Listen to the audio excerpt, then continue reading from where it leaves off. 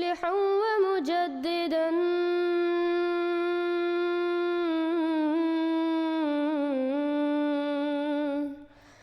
فارنوا بنظر طاهر وجنان.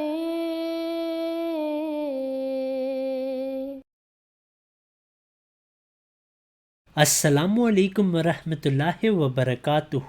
اس video میں ہم مشہور بریلوی مفتی راشد محمود رضوی کا جواب دیں گے، جنہوں نے حضرت مرزا غلام احمد علیہ السلام کے خلاف جھوٹے الزامات لگائے ہیں اور جھوٹا پروپیگنڈا کیا ہے.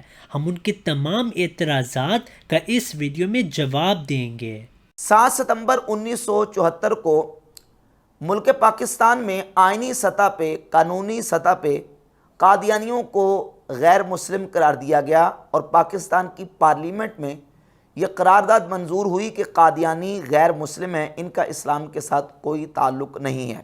اس اسمبلی کی کوئی حیثیت ہی نہیں، بلکہ آپ کے ہی عالم سعید احمد اسد صاحب تسلیم کر چکے ہیں کہ یہ اسمبلی پہلے سے ہی طے شدہ تھی. 7 ستمبر سن 1974 دی شام اس ویلے پرائم منسٹر سن ذوالفقار علی صاحب بھٹو صاحب نے اسمبلی دے فلور تے کھلو کے اعلان کیتا کہ میں مولانا نورانی صاحب نال وعدہ کیتا سی کہ اسی 7 ستمبر دی شام نو قادیانیاں نو غیر مسلم اقلیت قرار دیاں گے.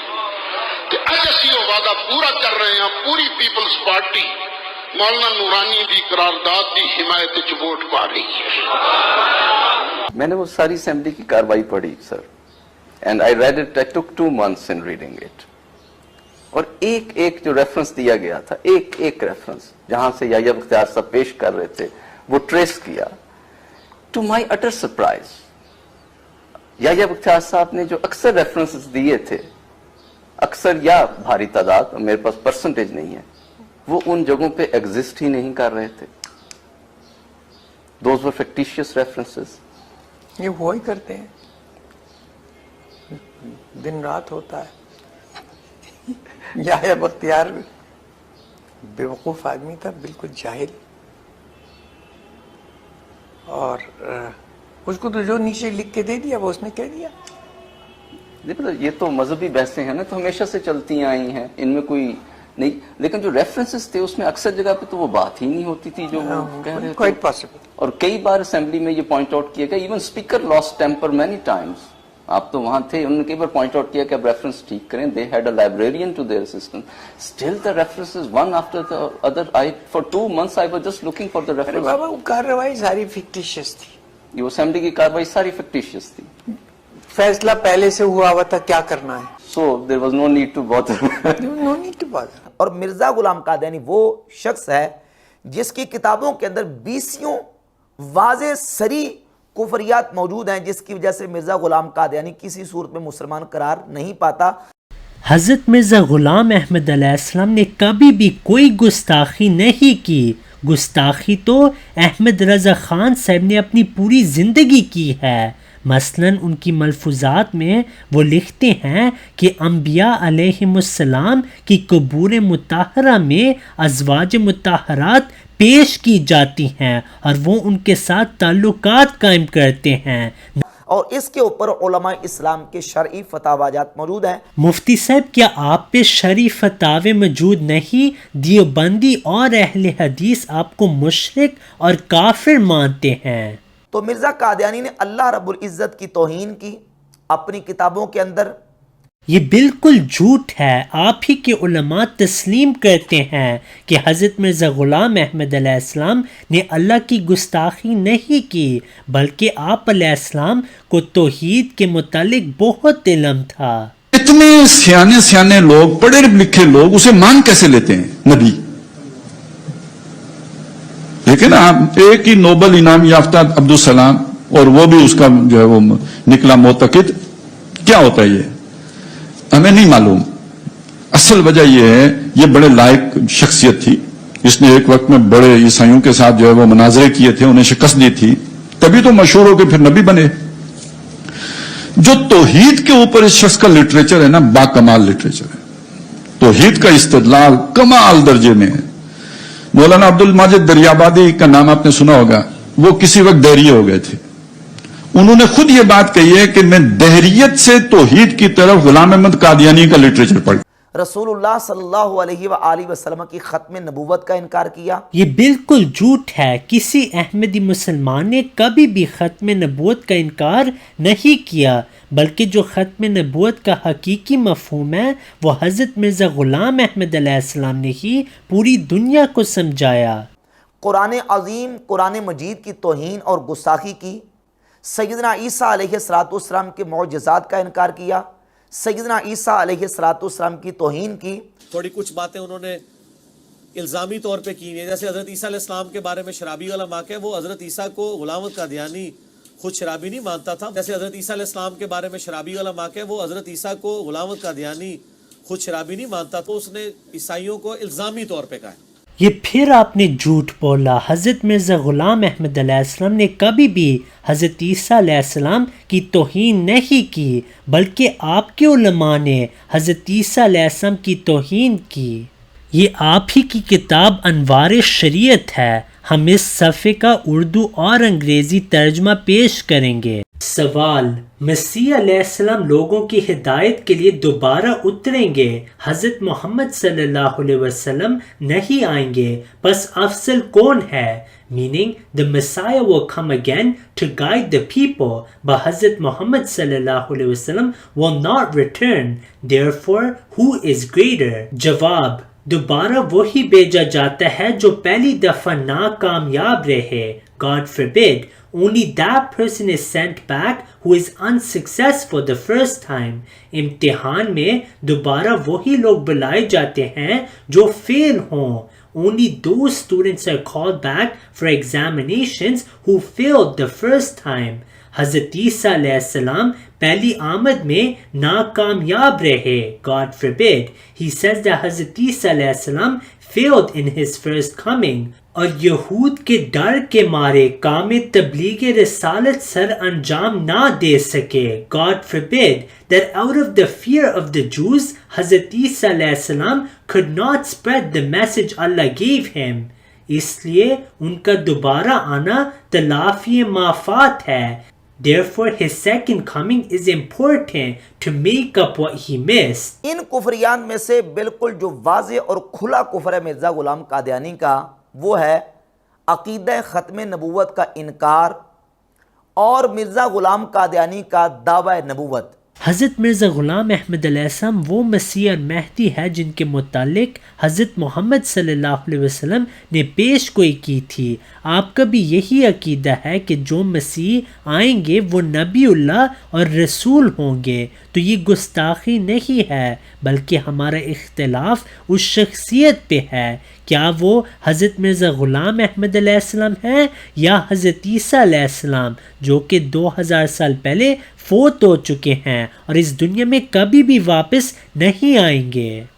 किताबों का मजमुआ रूहानी ख़ज़ाइन, इसकी जिल्द नंबर 18 सफ़ा नंबर 207 पे एक गलती का इजाला की इबारत मौजूद है। इसमें मिर्ज़ा ग़ुलाम कादियानी ने लिखा है कि इसी किताब में मेरी निस्बत ये वहीउल्लाह है, जरल्लाहु फ़ी हुलल अंबिया, यानी खुदा का रसूल नबियों के हुल्लों में। फिर इसी किताब में इसी मुकालमा के करीब ही ये वहीउल्लाह है, मुहम्मदुर रसूलुल्लाह वल्लदीन माअहु अशिद्दाउ अलल कुफ़्फ़ारि रुहमाउ बैनहुम। इस वही इलाही में मेरा नाम मोहम्मद रखा गया और रसूल भी। पहली बात ये कि आप लोगों को धोखा दे रहे हैं और अपना अकीदा छुपा रहे हैं, क्योंकि आपका भी यही अकीदा है कि अल्लाह ताला अपनी आयात का मोमिनों पे नज़ूल फरमाता है।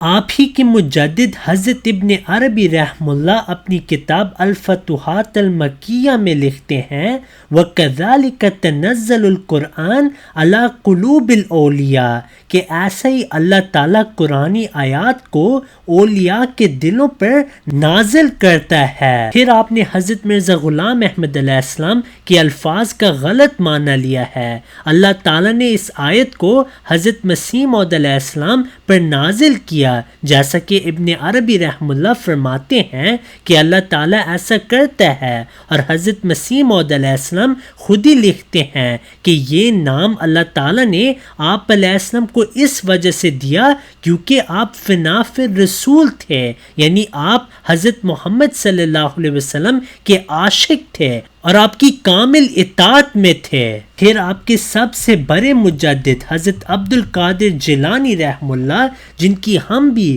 بہت عزت کرتے ہیں، اپنی کتاب میں فرماتے ہیں وَإِنِّي كُنْتُ فَانِيًا فِي رسول اللہ صلی اللہ علیہ وسلم، کہ میں بھی فنا فی الرسول تھا، وَلَمْ أَكُنْ فِي ذَلِكَ الْوَقْتِ، اور اس وقت میں نہیں تھا فلانن وَإِنَّمَا كُنْتُ مُحَمَّدًا، کہ میں اس وقت عبد القادر جیلانی نہیں تھا بلکہ میں محمد تھا۔ پھر ایک دوسری جگہ حضرت عبد القادر جیلانی رحم اللہ لکھتے ہیں کہ جب آپ اچھائی میں آگے بڑھیں تو اللہ تعالیٰ آپ کو اتنی عزت دے گا کہ وہ آپ پہ سورہ یوسف کی آیت کا نزول کرے گا، اور وہ آیت یہ ہے کہ اِنَّكَ الْيَوْمَ لَدَيْنَا مَكِينٌ أَمِينٌ۔ پھر آپ کے مشہور ولی اللہ حضرت ابو الحسن الخرقانی رحم اللہ لکھتے ہیں کہ میں خدائے وقت ہوں، میں مصطفیٰ وقت ہوں۔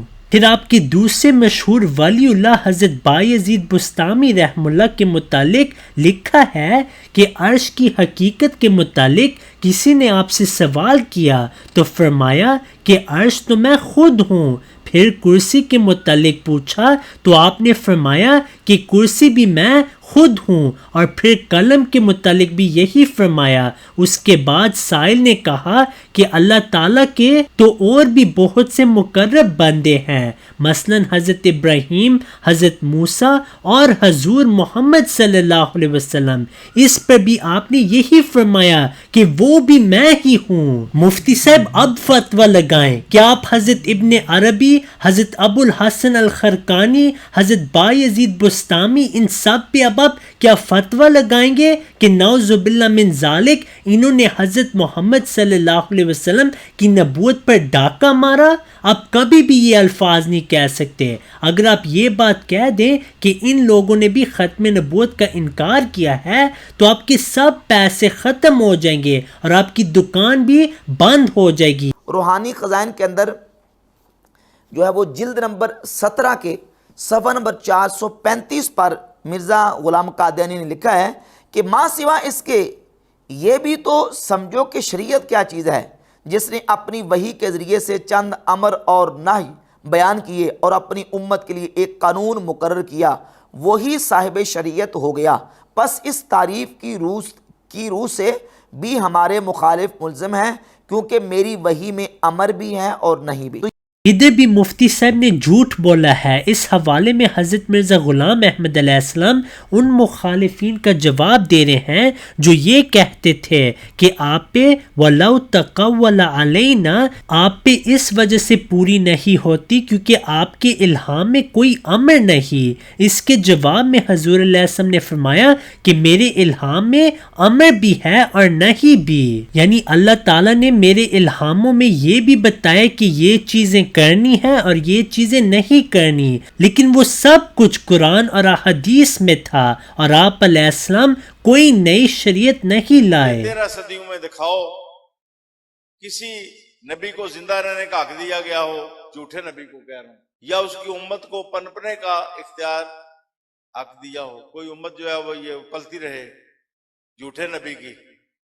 کبھی کسی نبوت کے جھوٹے دعوے دار کو زندہ نہیں چھوڑا گیا، یا اس کو مارا گیا یا اسے توبہ کرا کے اس کو واپس لایا گیا۔ جس کا نام اس نے تذکرہ رکھا ہے، اس کے بارے میں مرزا غلام قادیانی لکھتا ہے کہ مگر میں خدا تعالیٰ کی قسم کھا کر کہتا ہوں کہ میں ان الہامات پر اسی طرح ایمان لاتا ہوں جیسا کہ قرآن شریف پر اور خدا کی دوسری کتابوں پر، اور جس طرح میں قرآن شریف کو یقینی اور قطعی طور پر خدا کا کلام جانتا ہوں، اسی طرح اس کلام کو بھی جو میرے پر نازل ہوتا ہے خدا کا کلام یقین کرتا ہوں۔ مفتی صاحب یہ آپ نے کیا بات کر دی ہے؟ آپ کا بھی یہی عقیدہ ہے کہ جب مسیح نبی اللہ آئیں گے تو ان پہ وحی ہوگی اور وہ وحی پہ ایمان لانا ضروری ہے، جیسا کہ قرآن اور دوسری کتابوں پہ ایمان لانا ضروری ہے۔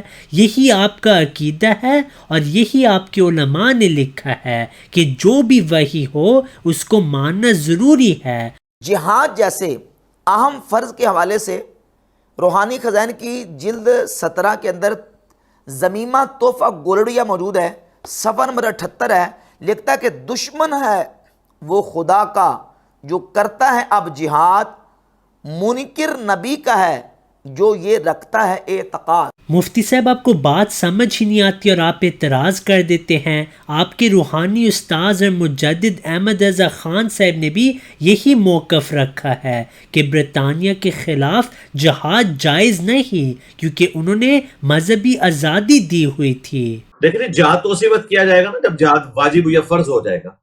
عام حالت میں تو ہمارا موقف بھی بالکل یہی ہے کہ اگر آپ غیر مسلم ملک میں رہ رہے ہیں اور انہوں نے آپ کو مذہبی آزادی دی ہوئی ہے تو آپ نے ان کے خلاف تلوار نہیں اٹھانی۔ اگر آپ غیر مسلم ملک میں رہ رہے ہیں اور انہوں نے آپ کو مذہبی آزادی دی ہوئی ہے تو آپ نے ان کے خلاف تلوار نہیں اٹھانی۔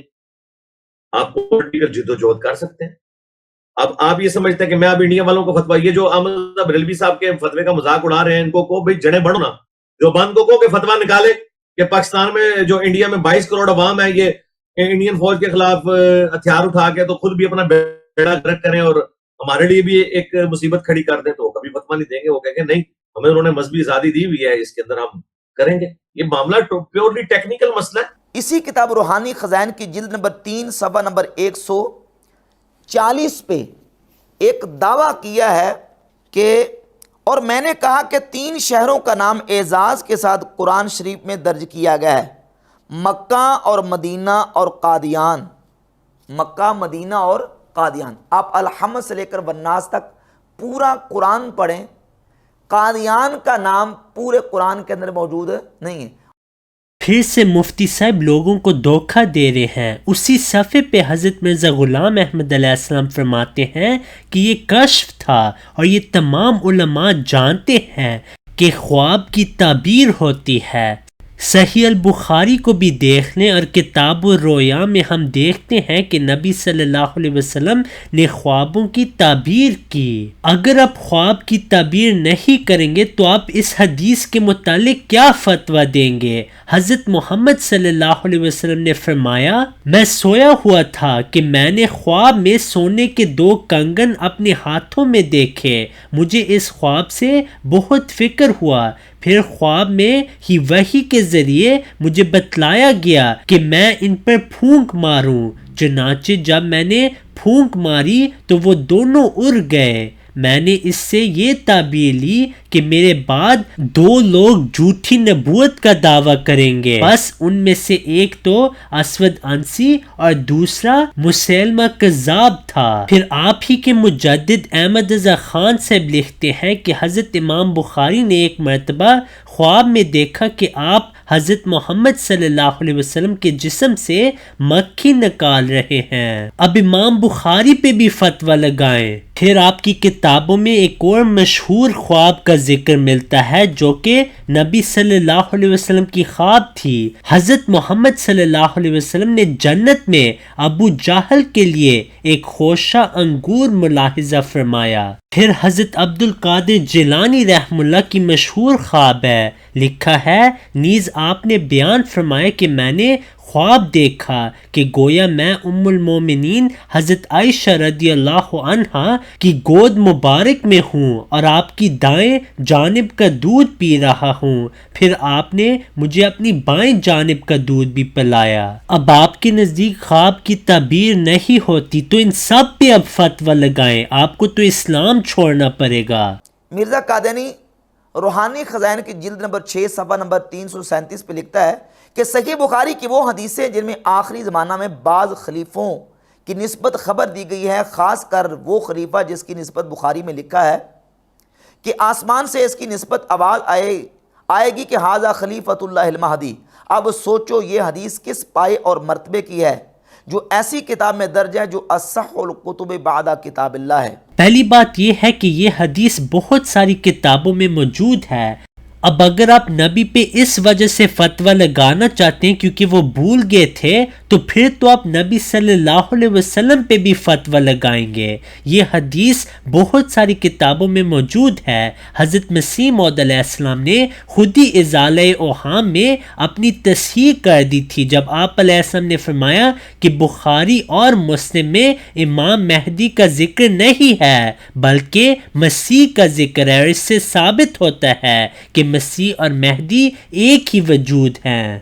پھر دوسری بات یہ ہے کہ یہ ممکن ہے کہ کسی نسخے میں یہ حدیث بخاری میں بھی ہو، کیونکہ حکیم الاسلام قاری محمد طیب صاحب جو کہ قاسم ننوتوی صاحب کے پوتے ہیں، انہوں نے بھی اس حدیث کا ذکر کیا اور لکھا ہے کہ یہ بخاری میں ہے۔ روحانی خزائن کی جلد نمبر 23 کے صفحہ نمبر 465 پہ مرزا قادیانی نے لکھا ہے کہ آن حضرت صلی اللہ علیہ وسلم وہی ایک یتیم لڑکا تھا جس کا باپ پیدائش سے چند دن بعد ہی فوت ہو گیا۔ مفتی صاحب اب تو آپ نے اکثر مورخین پہ جھوٹے ہونے کا الزام لگا دیا ہے۔ تفسیر ابن کثیر میں لکھا ہے وَذَلِكَ أَنَّ أَبَاهُ تُوُفِّيَ وَهُوَ حَمْلٌ فِي بَطْنِ أُمِّهِ کہ نبی صلی اللہ علیہ وسلم کے جو والد تھے وہ تب فوت ہوئے جب ابھی نبی صلی اللہ علیہ وسلم پیدا بھی نہیں ہوئے اور اپنی والدہ محترمہ کے پیٹ میں تھے۔ پھر لکھا ہے وَقِيلَ اور کہا جاتا ہے بَعْدَ أَنْ وُلِدَ یعنی بعض یہ بھی کہتے ہیں کہ آپ صلی اللہ علیہ وسلم کے والد صاحب آپ کی پیدائش کے بعد فوت ہوئے ہیں۔ پھر بعض سیرت کی کتابوں میں تو یہاں تک لکھا ہے کہ اکثر علماء یہی کہتے ہیں کہ آپ صلی اللہ علیہ وسلم کے والد صاحب آپ کی پیدائش کے بعد فوت ہوئے ہیں۔ اب آپ کے فتوے کے مطابق یہ تمام مورخین جھوٹے تھے، جبکہ حقیقت یہ ہے کہ شروع سے اس پہ اختلاف رہا ہے۔ اور روحانی خزائن کی جلد 23 صفحہ نمبر 299 پہ یہ لکھتا ہے کہ تاریخ دان لوگ جانتے ہیں کہ آپ صلی اللہ علیہ وآلہ وسلم کے گھر میں 11 لڑکے پیدا ہوئے اور سب کے سب فوت ہو گئے تھے۔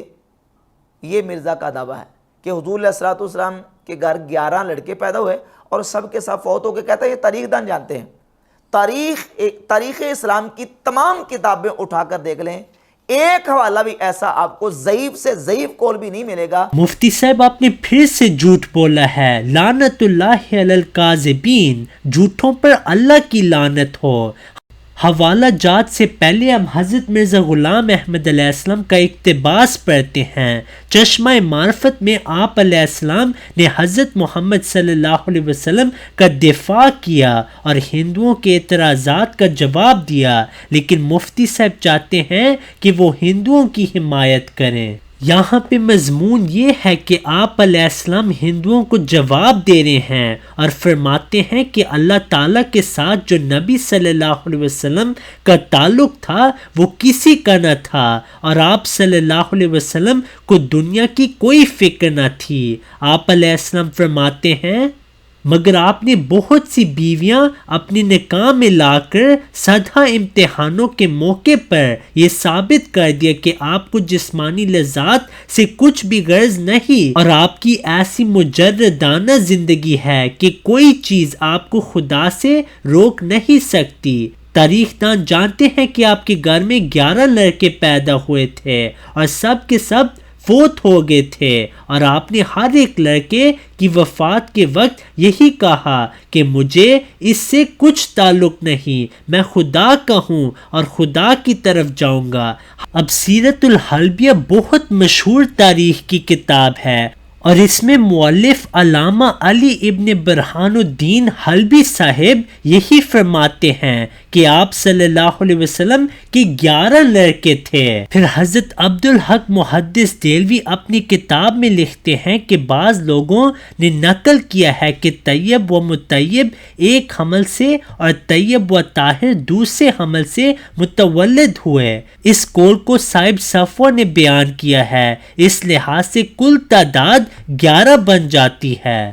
شیعہ کتاب بہار الانوار میں بھی یہی بات لکھی ہے۔ الحمدللہ ہم نے مفتی صاحب کے تمام اعتراضات کا اب جواب دے دیا ہے، اور ہم دعا کرتے ہیں کہ اللہ تعالیٰ ان کو ہدایت دے اور ان کو توفیق دے کہ وہ ان اعتراضات سے رجوع کریں اور حقیقی اسلام میں داخل ہوں۔ آمین۔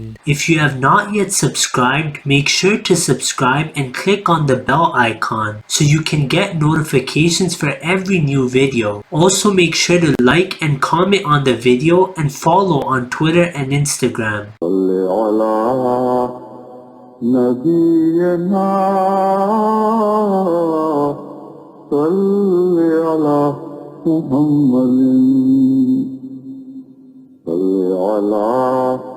سفينا صل على محمد